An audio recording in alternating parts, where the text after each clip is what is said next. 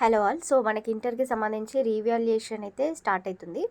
ఒక్క మార్క్తో చాలామంది ఫెయిల్ అయిన వాళ్ళు 76 మంది అయితే ఉన్నారంట. సో సత్ఫలితాలను ఇచ్చి సూపర్ టీచర్స్గా ఇంటర్ రీవాల్యుయేషన్.